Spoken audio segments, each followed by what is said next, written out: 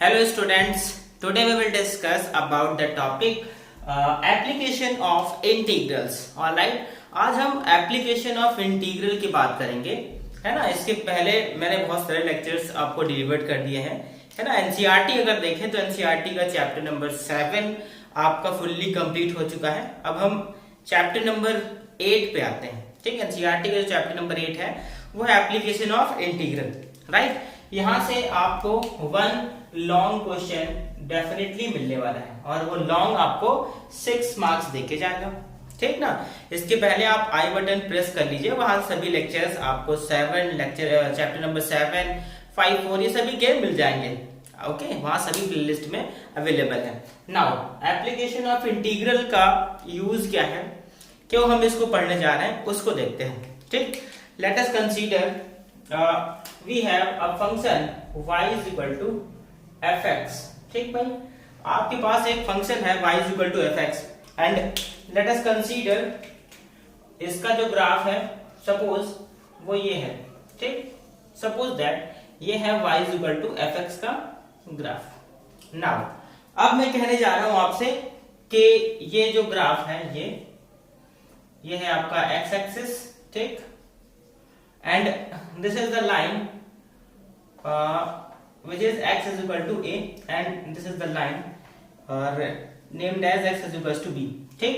ये एक लाइन है x is equals to a, this is the line x is equals to b and this one ये x axis है, ये है इस कर्व का ग्राफ, ठीक। अब मैं कह रहा हूं find the area between y is equal to fx and the line x is equals to a, x is equal to b and x axis, ठीक। हमें क्या करना है, इस रीजन का एरिया फाइंड आउट करना है, ठीक, इसका, ओके। तो क्या भाई आपके पास कोई ऐसा फॉर्मूला है जो इस रीजन का डायरेक्ट एरिया दे दे? नहीं, आई थिंक नहीं होगा। क्या ये कोई रेक्टेंगल है? देखिए शेप रेक्टेंगल है, नहीं। क्या स्क्वायर है? नहीं। क्या सेमी सर्कल है? नहीं। क्या ट्रेपेजियम है, ट्रेपेजॉइडल है, कोन है, कुछ है क्या? नहीं। अब जब ये शेप्स ये नहीं है तो हम इसका डायरेक्ट फॉर्मूला तो नहीं दे सकते, ठीक। मैंने लिमिट ऑफ सम में इसका कॉन्सेप्ट आपको बताया था कि हमने क्या किया था, इस रीजन को n स्ट्रिप्स में डिवाइड कर लिया था, ठीक। तो सपोज हमने इसको डिवाइड कर लिया बहुत सारी स्ट्रिप्स में और एक स्ट्रिप मैंने ये एज्यूम कर ली, ये है हमारी एक इसकी स्ट्रिप। ये बहुत फाइन है, बहुत पतली स्ट्रिप है, लेकिन आपको दिखाने के लिए मैंने इसको थोड़ा सा बड़ा बना दिया, हेल्दी बना दिया, है ना। इसकी लेंथ सपोज ये क्या है, ये y है तो ये चेंज होता रहेगा, ये है इसकी लेंथ और ब्रेथ को मैंने कह दिया ये क्या है, dx, ओके। ये dx है, टोटल ये x आ जाएगा यहां से देखा जाए। नाउ अगर मैं इस सिंगल स्ट्रिप का एरिया फाइंड कर लूं, ठीक, तो सिंगल स्ट्रिप का एरिया क्या आ जाएगा, देखिए एरिया ऑफ स्ट्रिप, ठीक। एरिया ऑफ स्ट्रिप क्या आएगा भाई, ये एक रेक्टेंगुलर स्ट्रिप है, अब तो देख रहे होगी, बहुत फाइन होगी तो रेक्टेंगुलर स्ट्रिप हो जाएगी। तो इस रेक्टेंगल का एरिया लेंथ इंटू ब्रेथ यानी कि y इंटू dx, ये आ जाएगा इस एक स्ट्रिप का एरिया और इसको मैंने कह दिया है स्मॉल dx, ठीक। ये इतना क्लियर है एक स्ट्रिप का एरिया। अब देखिए ओवरऑल ये स्ट्रिप कहां से कहां तक मूव करेगी, ये स्ट्रिप हमारी जब इधर जाएगी तो इस वॉल तक जाएगी और इधर जाएगी तो इस वॉल तक जाएगी, यानी x is equal to B और x is equal to A इस स्ट्रिप के मूवमेंट का क्या है, एक रीजन है, ठीक। x is equal to A से ही x is equal to B तक मूव कर सकती है, ओके। तो अब अगर हमें इस रिक्वायर्ड ओवरऑल रीजन का एरिया फाइंड करना है तो सपोज ये मैंने कहा a है, ये b है, ये c है, ये d है, ठीक। तो अगर आपको एरिया बताना है region A B C D A का, ठीक ना, तो क्या करेंगे, इस स्ट्रिप का एरिया हम इंटीग्रेट कर देंगे, कहां से, from this one two this one, इस लाइन से इस लाइन के बीच हम मूवमेंट को इंटीग्रेट कर देंगे इसके, ठीक। तो देखिए क्या आएगा, यहां लिखता हूं मैं एरिया ऑफ रीजन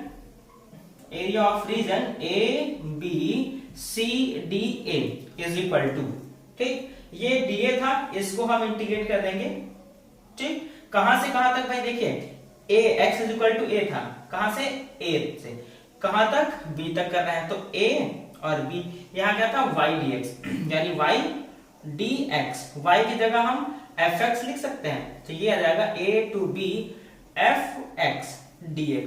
ठीक, fx की वैल्यू हमें कुछ ना कुछ दी होगी, तो ये क्या आ जाएगा आपका, ये इस शेप का एरिया आ जाएगा, टोटल एरिया।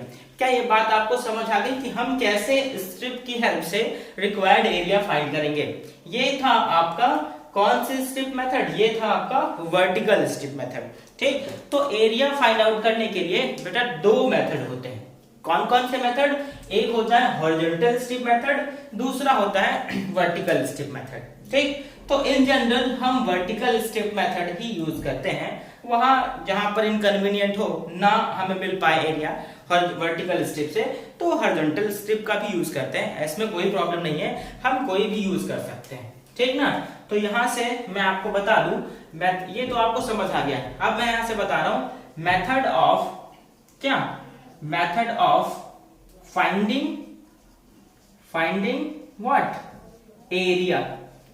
ठीक, तो method of finding area, first one method क्या है, आपने अभी देखा वर्टिकल स्ट्रिप मेथड। ओके, ये था वर्टिकल स्ट्रिप मेथड। तो भाई यहां पर जिसकी नीड होगी हम वो मेथड एडॉप्ट करेंगे। ठीक, वर्टिकल स्ट्रिप मेथड, दूसरा है हॉरिजॉन्टल स्ट्रिप मेथड। ओके, तो टू टाइप्स के मेथड है, देख लीजिए, मैं वन बाय वन बता देता हूं। और ये जो आपने मेथड यूज किया है यहाँ पर, ये मेथड है आपका वर्टिकल स्ट्रिप मेथड। क्यों वर्टिकल स्ट्रिप मेथड है, इसी को आप देख लीजिए, एलेबोरेट में कर दे रहा हूं। वर्टिकल स्ट्रिप मेथड में हमें स्ट्रिप कैसी लेनी है, वर्टिकली, इस तरह से वर्टिकल स्ट्रिप लेनी है, और जो स्ट्रिप की थिकनेस आएगी वो dx आएगी और लेंथ क्या आएगी, y आएगी। ठीक, तो इसका जो एरिया मिलेगा, required area, a is equal to integration जो भी लिमिट हो, यहाँ पे a टू b लिमिट थी, तो a to b y dx। ठीक, y dx को हम लिख सकते हैं a is equal to a to b fx dx। ठीक, तो जब dx यहां पर होगा, यानी x के रिस्पेक्ट में आप इंटीग्रेशन कर रहे होंगे, तो वो मेथड आपका किस में कंसीडर होगा, वो वर्टिकल स्ट्रिप मेथड में कंसीडर होगा। ठीक भाई, वर्टिकल स्ट्रिप मेथड में हमारी स्ट्रिप वर्टिकल होगी और उसकी जो थिकनेस होगी वो dx होगी और लेंथ y होगी। बात क्लियर हो गई? ये उसका पूरा मैंने प्रोसीजर आपको फर्स्ट स्टेप में ही क्लियर करवा दिया। अच्छा, दूसरी बात, क्या ये हमारा जो एरिया है, मैं इसको इरेज कर रहा हूं, ठीक ना, जो ये आपका ग्राफ है, ये हमारा क्या बिलो नहीं हो सकता? बताएं, क्या ये जो ग्राफ है वो हमारा इस तरह नहीं हो सकता? तो बिल्कुल हो सकता है भाई, ये जो ग्राफ आपका इस तरह से भी हमें मिल सकता है। ओके, तो जब इस तरह से होगा तो हम क्या करेंगे, ये तो हमारा a है, ये b है, आपको इसका एरिया निकालना है, ये है fx, यानी y is equal to fx। तो कोई प्रॉब्लम नहीं भाई, एरिया निकालना है, area is equal to a to b, यहां हो जाएगा मॉड fx। ठीक ना, मॉड fx dx। क्यों?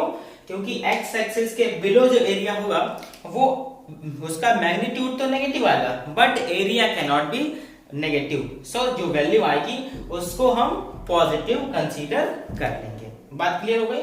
ये एरिया हमारा पॉजिटिव आएगा अगर नीचे आएगा तो। ठीक, क्या ये लेफ्ट साइड नहीं हो सकता? तो लेफ्ट साइड भी हो सकता है, उस तरह भी हम उसको सॉल्व कर लेंगे। ओके ना, ये रहा हमारा कौन सा method, vertical strip method. Now हम डिस्कस कर लेते हैं हॉरिजॉन्टल स्ट्रिप मेथड। तो देखिए भाई, हॉरिजॉन्टल स्ट्रिप मेथड में हम क्या करेंगे और कैसे करेंगे। ठीक भाई, चलिए ये तो क्लियर हो गया आपको।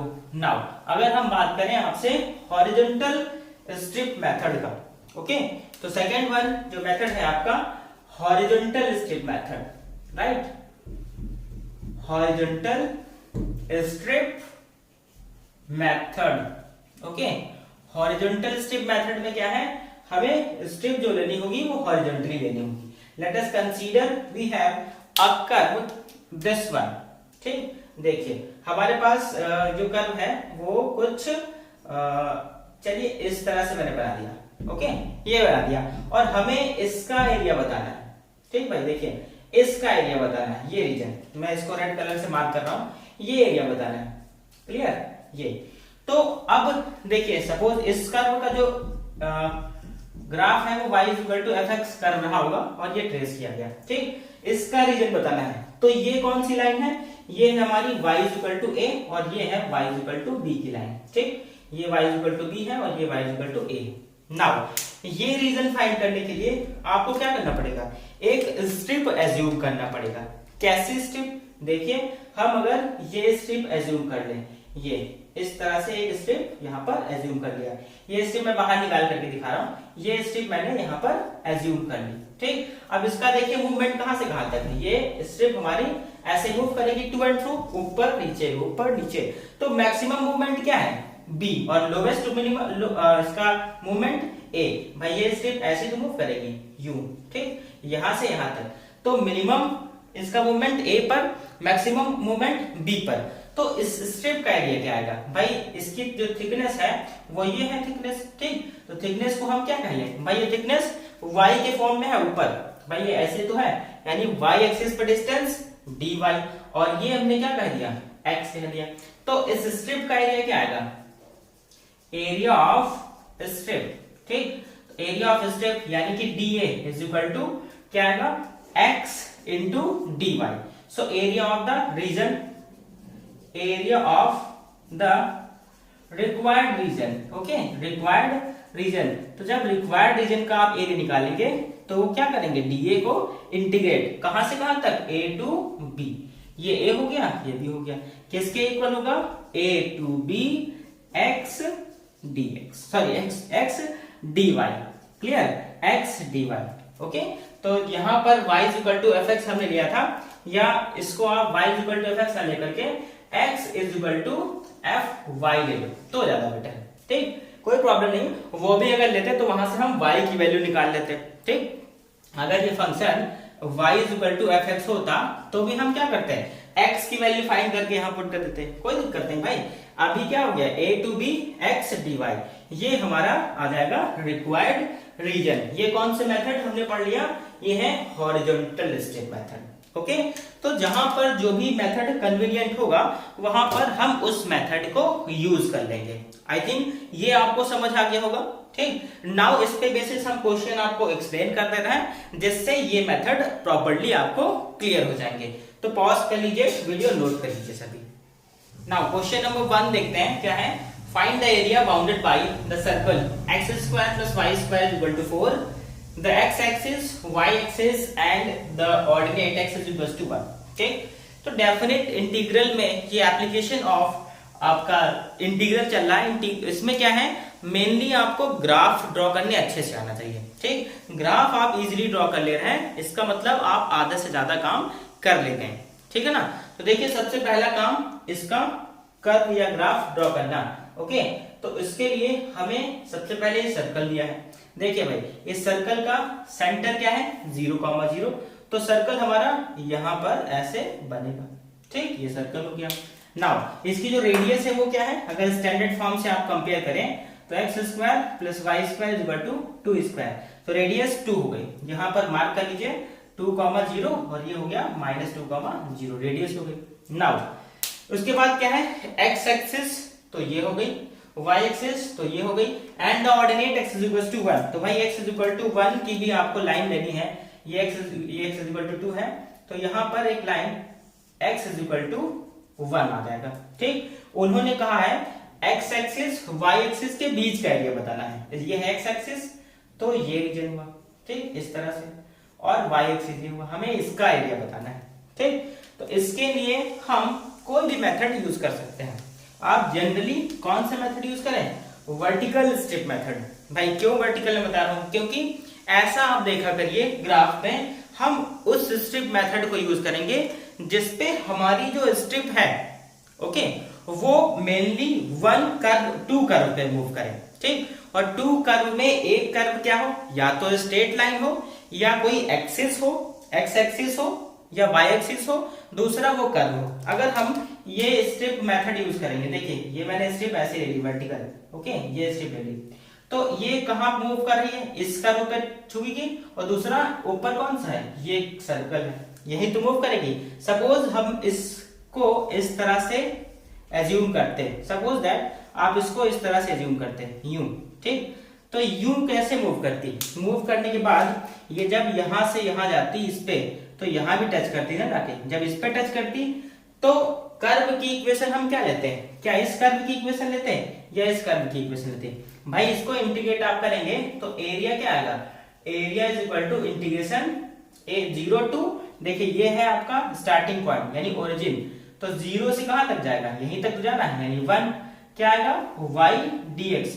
तो y की वैल्यू यहां पर हमें एक ही लेनी पड़ेगी, क्यों, क्योंकि ये क्या है, इस पे तो y 0 है, अब दूसरा y कहां मिलेगा, फिर यहां से, और यहां के लिए y हमें यहां से मिल जाएगा, y इज इक्वल टू क्या, under root 2 square minus x square. इस y को हम यहां पर पुट कर देंगे, यानी 2 square minus x square dx। लेकिन जब आप ये मेथड यूज कर रहे होंगे तो देखिए आप लिखते क्या, area is equal to integration x dy।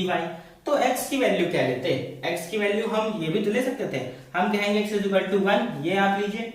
तो कोई कहेगा हम यहां से x निकाले, भाई यहां से भी तो x निकल आएगा क्या, 2 स्क्वायर माइनस वाई स्क्वायर, तो 2x आ गया ना, ये एक x आ गया और दूसरा ये एक x आ गया, तो कौन सा है, इसीलिए यहाँ पर हम हॉरिजॉन्टल स्टेप नहीं ले रहे हैं क्योंकि यहाँ कंफ्यूजन हो जाएगा। बस यही रीजन था, यहाँ पर हमने वर्टिकल स्टेप मेथड यूज कर लिया।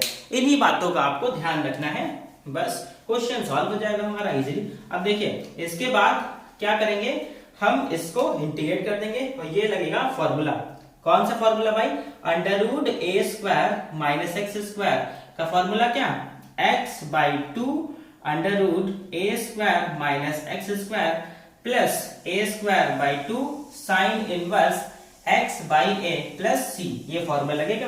ठीक, ये है फॉर्मूला, राइट।